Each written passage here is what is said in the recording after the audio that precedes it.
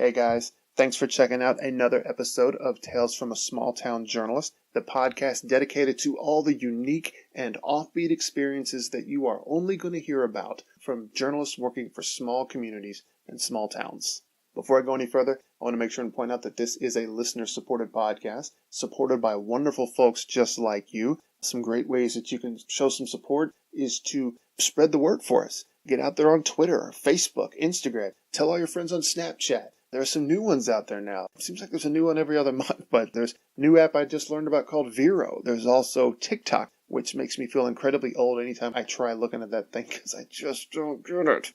But if you do, if you understand it and you know how to make that thing work, hey, I would love it for you to spread the word on that for me. And another thing that you can do, just, word of mouth, person to person. You meet somebody on the street, tell a friend, tell a loved one, tell some random person that you just happen to cross paths with. Grab them by the shoulders, shake them real good, and say, you have got to subscribe. You've got to rate, you got to review, give it 5 stars, tell everybody how fantastic it is. If you guys don't get arrested for doing that, it'll be well worth your time. I know that I would appreciate it, so there you go. It is also kind of a milestone this time around where this is our 6-month anniversary. And I know that when you consider the fact that we're only putting out 1 episode a month, that doesn't seem that impressive, so don't think about that part. Just focus on the fact that it's 6 months and we're still going strong, still putting out episodes on a regular basis, and we're getting new listeners every day, and that's because of support from you guys, so I appreciate that. Please keep listening, please keep spreading the word, and we're going to keep this thing going as long as we can. This episode, being as it's a 6-month anniversary, I was going to change things up a little bit, step away from the written word for a bit, and interview somebody who's been in broadcast journalism for the past 15 years, former meteorologist for WPSD Local 6, Jennifer Rukavina. Now, there is a little bit of an elephant in the room that I do need to address here. I actually interviewed Jennifer a little while back, and then as I was putting this episode together, I got word via Facebook that she and Channel 6, I'm just going to say that they had parted ways. The official word that was put online was that Channel 6 opted not to renew her contract. I will say briefly that I, of course, disagree with that decision wholeheartedly. Not just because I view Jennifer as a friend, and I do, but because I feel like she would be a valuable resource for any broadcast news as far as meteorologists go. She was a public figure. She's driven. She's ambitious. She's smart. She knows what she's talking about, and she has a way of showing her enthusiasm and passion for the subject matter in a way that can make you just as enthusiastic and fascinated by it as she is. But I'm not going to dwell on that. This is not a rag on Channel 6 for their decision. They had their reasons. And one of the things that Jennifer and I talk about in this interview is that television can be a tough business. And this is just one of those instances where that was the case. But you will notice in this interview that she and I talk about television journalism as though she's still there, because when we did it, she was. So anyway, just felt it's important because I was putting this episode together when the news broke, I guess you could say, that she and Channel 6 had parted company, and just felt like it was important to make sure and point that out. The big takeaway for me from that interview was, again, like I said earlier, her enthusiasm, her passion, her drive, just her way of talking about something that would otherwise just be idle chit-chat, small talk when you meet somebody at the office, just how's the weather. She is so just fascinated by it and passionate about it that when she talks about it, it just comes out, and it's easy for that to be contagious. It's easy to get just as enthusiastic and fascinated and interested in that subject as she is. So it was really great talking to her. I'm really glad I had the chance to do it. Someday I'd love to do it again. But for now, let's turn things over to that interview with Jennifer. Hope you guys enjoy it. I had a great time with it. Here it is. All right, I am here with Jennifer Rukavina, meteorologist for WPSD Local 6. We worked together for a short time, very early in my career, I guess you could say. At the time, she was basically just the weekend weather person, but now she's pretty much part of the A-team. Would that be accurate, Jennifer? Oh, yeah, that's accurate. That's been, probably, it's been almost 12 years ago that I moved to evenings. It's been a while. Yeah, I'm dating myself and showing my age by acknowledging that fact, right? Yes. Well, anyway, we worked together for a pretty short while before I landed my first full-time gig working for a newspaper. But we did spend a little bit of time together in the studio whenever there was breaking news, breaking weather, all of that fun stuff. So, Jennifer, any interesting things as far as your experience go on your side of the camera? Well, let me say this, too. And you work here as sort of a behind-the-camera type of role where one of the most important roles in the studio is our floor director, which almost nobody ever sees unless there's a hand moving out in front of the camera that's handing someone something. But that was an important role, and I usually become pretty good friends or, good relationship with that person because they pretty much dictate how much information I'm getting from the back or kind of my right-hand person. Any of us in the studio, that's who we look to for guidance during the newscast. And so that was kind of your role. And if we did ever have any severe weather on the weekends, you would be there to help give me cues and kind of guide me through at times. And so it was a unique relationship, and hopefully you feel that way too, that it was an important position even though you didn't really get to see that person very often on TV. I most certainly had a face best served behind the camera. But I thought it was good. I thought you were great, and, I knew you were really more into writing necessarily compared to anything TV production-wise.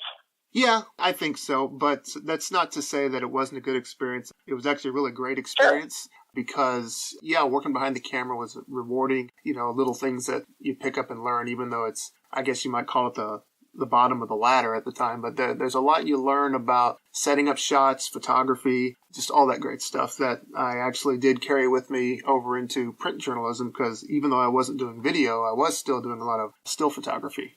Sure. Yeah, and that's, a lot of people don't get to see the behind the scenes during a newscast, and so that's when a lot of the fun actually happens, though, is behind the scenes and commercial breaks and leading into newscasts, because a lot of times people are running into place, as they say, when the light goes on, you're live, and there's no turning back. So that's certainly kind of the fun part of it, is the behind the scenes and what all leads up to a newscast and weathercast. And, one of the cool things, too, is most people don't realize is, weather meteorologists here, they're the only non-scripted person in the studio.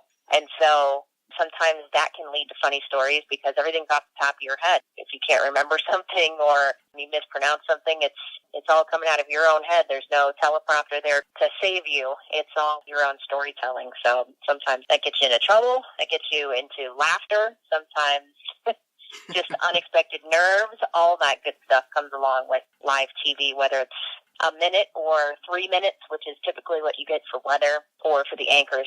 Obviously they're locked in for a little bit longer, but the unscripted nature of it, I think, is the most unique aspect. Yeah, one of my greatest regrets, I guess, of our time together, I once tried to convince you to say for the upcoming forecast for tonight was going to be dark. Dark? Yeah. You never went for that. Something to do about wanting to keep your job, or I don't know. Well, yeah, that's one of those things where, especially when early on in your younger years, when I first entered the business, when you were witness to my first couple of years in the business, as a young female, you want to be taken seriously. So a lot of times, I always came across as a very serious person. I still do at times. I've loosened up quite a bit, but, it's really hard when you first go into this business as a female in meteorology, which is a scientist role. You want to be taken seriously. And so for a little while there, I was probably pretty serious and not willing to take risks like that. Whereas today, it's like, oh, that's no big deal. Our society is a lot different, too, where there's a lot of people being sarcastic all the time, and you can do that sort of thing. And news these days is all about the personality, and it's not so much about the science and the facts all the time. It's, letting your personality show a little bit, too, and that we're all human. Yeah. Recalling some of those times behind the camera together, I think one thing that stands out for me in my entire life when I worked at Channel 6, as short as the time it was, one of the things that stood out is it is still the only place I can say I ever witnessed a man pulling out a small mirror and start applying makeup to his nose. You mean not except for when you're at the circus? Is that what you mean? Like, no, when I got to the circus, they were already in makeup. I never got to see them apply. I gotcha. Well, yeah, it's true. And, when you go through TV broadcast school or meteorology, that's one of the things they teach you is that you're on camera, and especially now let's say it's 10 years since we went full HD here, you know, you can see everything, and that includes shine for us aging broadcasters, wrinkles, and everything else that we have to apply at least at the bare minimum a powder, and that's what most of the men bring with them is sort of a foundation powder so that it keeps your face from shining because the lights are really harsh in there, and sometimes they add some pigment to that color just because the lights are very blue and very harsh. They're not friendly. We get criticized enough for everything we wear and how we look and all that stuff, so just cutting down the shine is going a long way for some here. So Yeah. I don't say that as any sort of like dismissive or derogatory. It's just one of the things. No. It's just one of the things that just made it unique. It was unlike any other place that I worked. I just didn't see that anywhere else. And the difference, too, between the men and the women is immediately after a broadcast, the men are going in and wiping their faces off because they don't want to get caught going to dinner, of course, wearing makeup everywhere because it would be so probably a shock to the system to see a man walking in with just full-out foundation, you know, powdered face up for no reason. But, yeah, that's kind of the secret behind that is the lighting. You have to apply at least some powder to cut down the shine. Now, for the women, I have to do a full makeup for TV, but I would never probably go out with this much makeup on just every day because it's an incredible amount of makeup to fight the lighting in the studio, especially when I'm at the chroma key wall and I'm further away, you cannot see much of the face. It washes it out even more, so that's a bit of a challenge too. Not real exciting, but still a challenge. Has the amount of makeup, has it gone up since you guys went HD? Maybe some. You can't get carried away because it is HD, so it's finding a balance. And you know, TV, we have consultants for that. They come in and give you advice or give you guidance to that sort of thing. That was something that when I went over into print, they didn't worry about those things quite so much. Although I will say, toward the end, just before I left the last newspaper that I was at, that was starting to change. They were starting to take pictures of their reporters and put them up on billboards all over town. It was really weird for a lot of people. Several people said, I got into print journalism so that I wouldn't have to be on billboards. Right. I never had to do that, It's though. something that you have to get used to, for sure. That, I would imagine, comes a little bit easier to television journalists simply because they're on camera so much anyway, so that when someone says, okay, we're going to take a picture for a billboard, it's probably not. At least I would assume you're kind of used to it. Oh, sure. I mean, I guess there's probably a curve, in a sense, for both sides of it, and a lot of what's interesting about that is, sure, you don't expect, when you go into print or radio, you don't expect to be, you know, that's essentially, you don't want to be in front of the camera, but when it comes to TV, even those that know that they're going into that business and broadcast, there is a curve. You have to get used to it because there's no experience like being on live TV. You can practice all day long, practice being live, but there is no real school and no lesson other than to do it live. And so for a lot of people, especially meteorology, where you're trying to do an unscripted storytelling, it takes a long time to get comfortable with yourself and confident in yourself being live and telling a sound scientific story that someone in the general public can understand and take in and understand. So yeah, when you're live, I think you said this before, anything can happen. And I remember one weekend, it was a guy there named Mason Watkins. It's been a while, and I've lost a lot of sleep since having a child. But Mason and I were the camera guys there. Normally there would be three, but on the weekends it was just the two of us. And he and I I forget exactly what positions we were trying to set up, but we had to position cameras and then move one camera while another was live and do it all within like a window of about 20 seconds. I don't know if Mason drew the short straw or what, but he was the one that ended up taking on the job of moving that other small camera. And when the time came, he whipped that thing around and caught the live camera like just on the corner, but it was just enough to like knock the lens like skyward. And the anchor, who I don't recall his name at the time, but to his credit, he never stopped reading the copy. And while he was reading it, I remember he jumped up to his feet and kind of leaned over on one foot so that he could stay on camera, which was really interesting to see. Was that Noah? Was that Noah Bond? I don't think that was Noah. So was it Nicely? That sounds right. It might have been Nicely, but it's hard to say. It's like I said, it's been a while. But and I think I remember hearing all manner of cursing over my headset from the people in the room. But well, I know you haven't been up here in this realm for a while, but everything's automated now. There's one person in the studio, and that's the floor director. They don't set any shots. Everything is automated. They set the shots before the newscast, and robotically, they all move to their assigned spots when they change stories and go to weather and all that stuff. It's all automated now. I figured they had upgraded since that time, but I had no idea it was quite that Star Trek-y.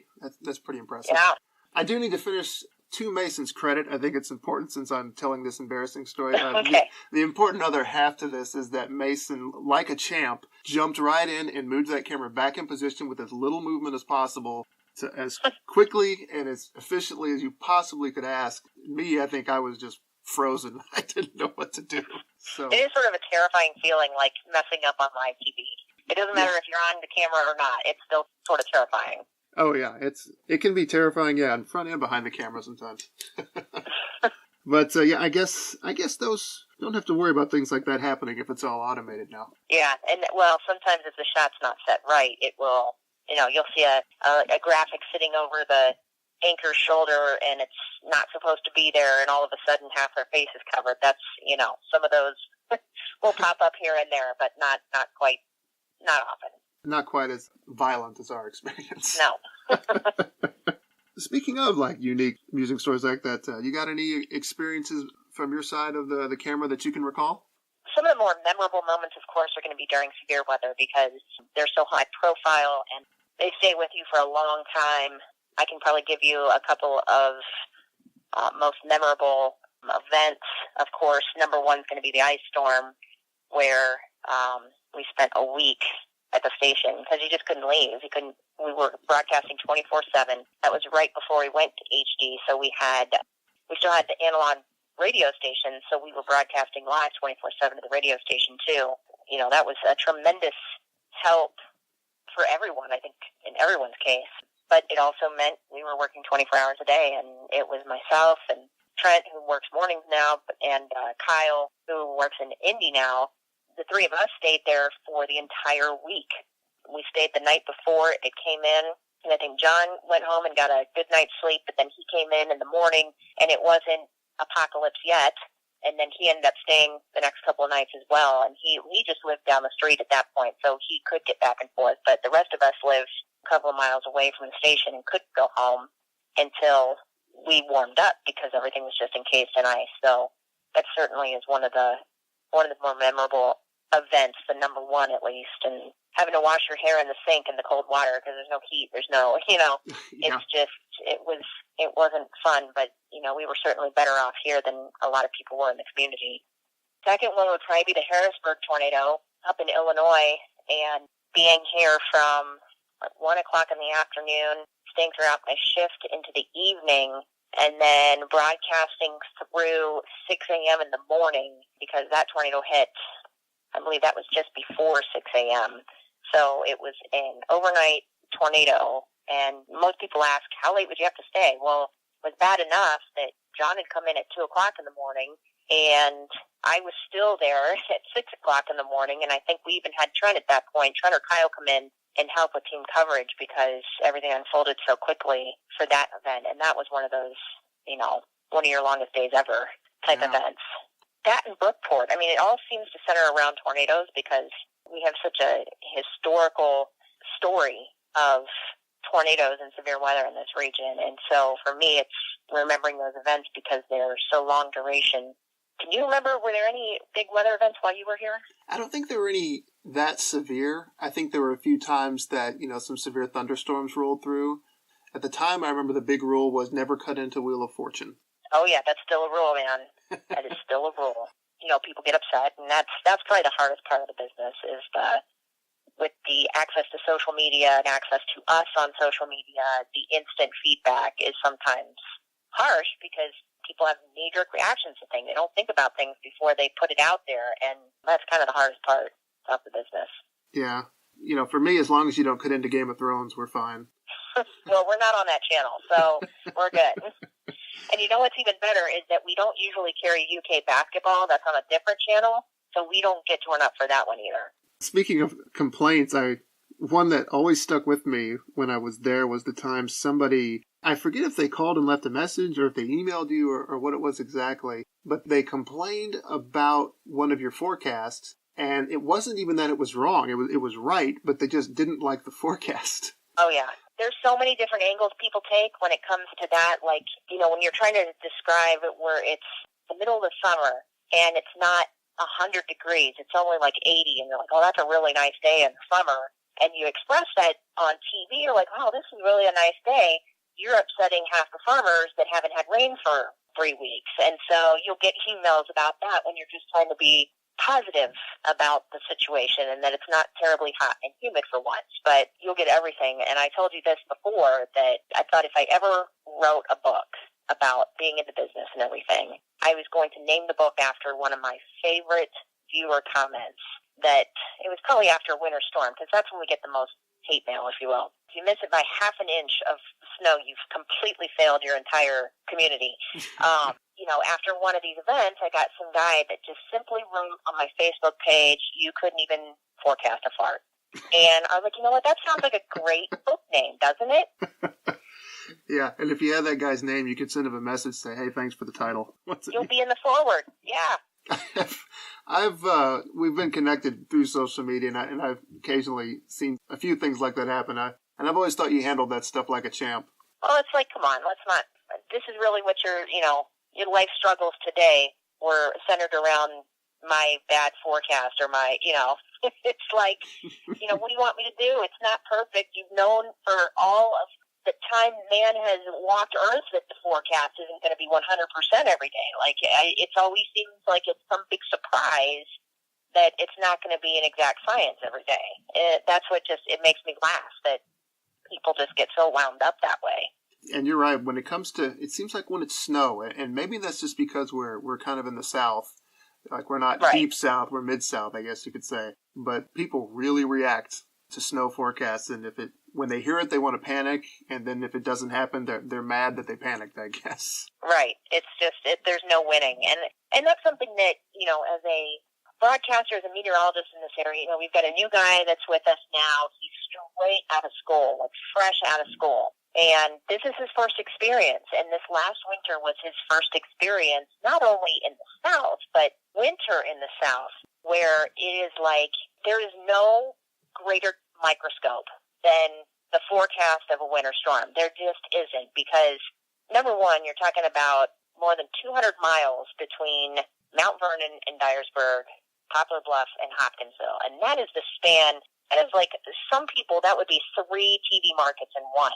It's just an enormous landscape to forecast precisely all those counties. There's over 50 counties that we have to forecast, and we have to give one forecast that's 3 minutes long. I mean, you're asking nearly the impossible, but we still do it, and we do it, frankly, the best in this area. It may not be 100% all the time, but it's pretty darn close. And I say if we get within an inch or two of the forecast, we're doing pretty good.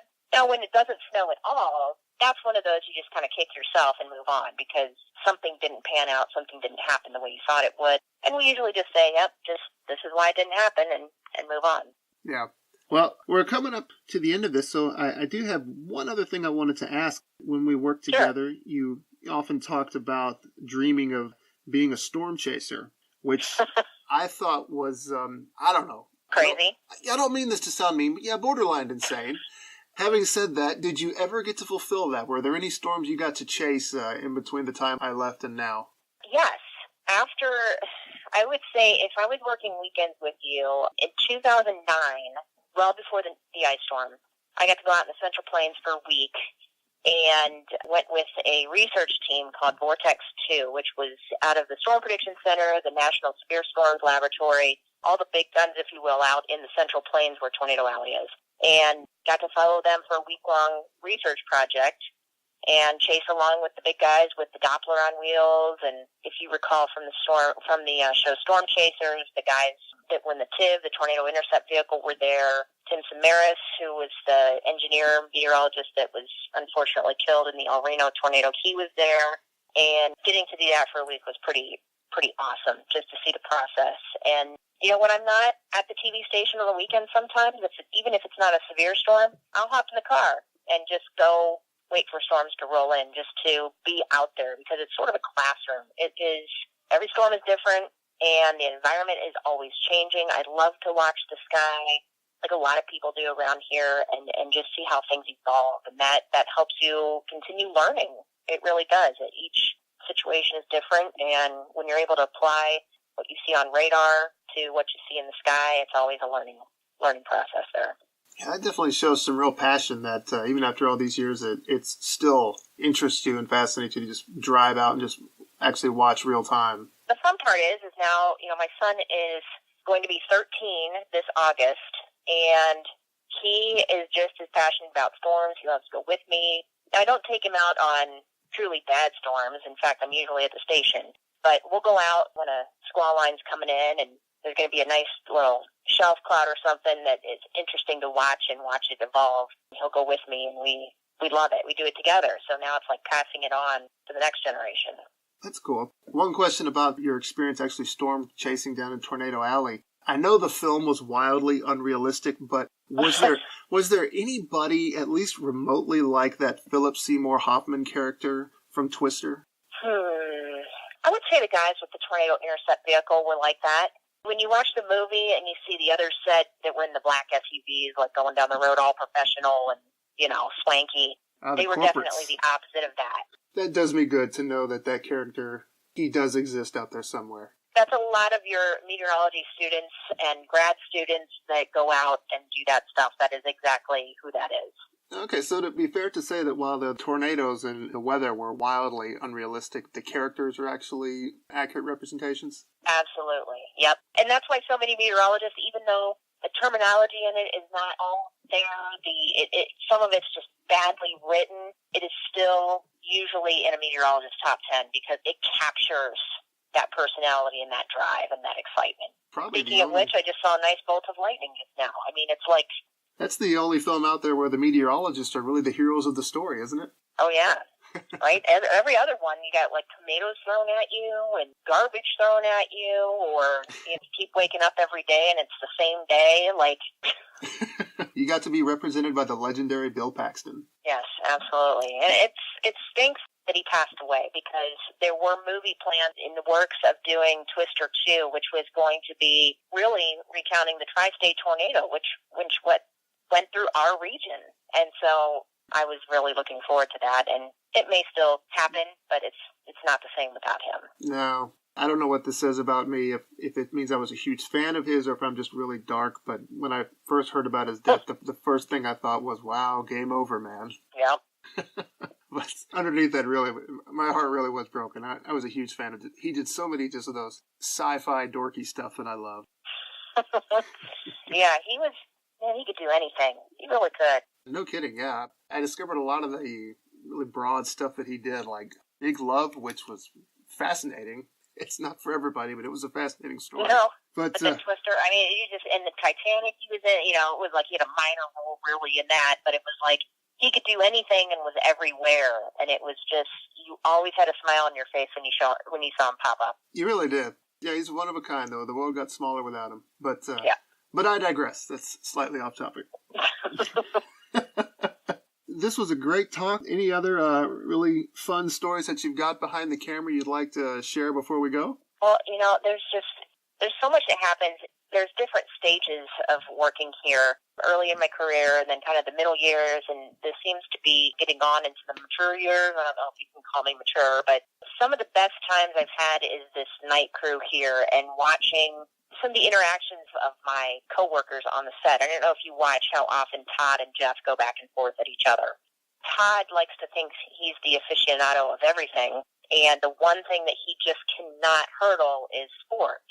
But he pretends to, and he tries to, and so it's always it's fun to watch their banter when he tries to be an expert in sports, and it's quite obvious that he is not. I bet that would be fun to see. I actually don't get to see it as much since I've left the region, since now that I'm in Tennessee. But every now and again, I'll catch a clip on Facebook or something, since I've stayed connected with them there. And that, that's what gets us through, though, the bloopers and the fun times, and, because a lot of times the news can just not be good news. There's a lot of terrible stuff that goes on in our world, and you hate to hear those things, but then when you can have light moments like that and have fun doing it, that's what makes it worth it, you know? Yeah, that's the good stuff. I think that's a pretty good place to stop it. Thanks again for joining me. This was really great. I appreciate it. Feels like we just picked back up where we left off. Maybe we can do it again sometime. Absolutely. All right, big thanks to Jennifer Rukavina for taking the time out of her busy schedule to speak with me. We set that interview up in between television broadcasts, and she did not have to do that. I mean, she's a public figure. She was on TV every night, and this is just a monthly podcast. It's a passion project, and it's important to me, but I'm not unrealistic. I know how I rank in the scheme of things there. So she definitely didn't have to take the time out of her schedule to do that. So it meant a lot to me. Still means a lot. We talked about reconnecting again at a later date. I definitely would love to do that. I'd love to get another interview sometime down the road just to follow up and see what path her life takes from here, because I'm confident that this is just going to be the close of one chapter for her, and a new one's going to open up very soon. So as we move toward the close of this episode, let's get into some plugs. Tales from a Small Town Journalist is presented by Shore Manor, and you can follow up on Shore Manor at facebook.com/Shore Manor. That's SCHORRMANOR. There's all kinds of news there about this podcast and other projects that I've got going on, including my webcomic and my weekly online adventure novel. Not only that, if you'd like, there is a link to purchase some t-shirts. We can get some cool Shore Manor t-shirts and show your love for all things spooky if you want to do that. We also have a Patreon page if you want to throw some support behind us there. Patreon.com/Shore Manor. We've got all kinds of rewards there, like early access to podcast episodes, digital content, and other fun stuff. So if you want to support us there, that would be fantastic. We would love that. You can also follow me directly on social media, on Twitter at @TheMattShore or on Instagram at @TheShore. You can also reach me directly by email at mattshore@hotmail.com. And finally, I have my own website where you can find out more about me, mattshore.net. Thank you again for checking out this episode. Thank you again to Jennifer Rukavina for taking the time to do an interview with me. It's been 6 months. Let's celebrate 6 months, and let's look forward to 6 more. We're going to keep things going as long as we can. So once again, keep listening and, of course, keep reading.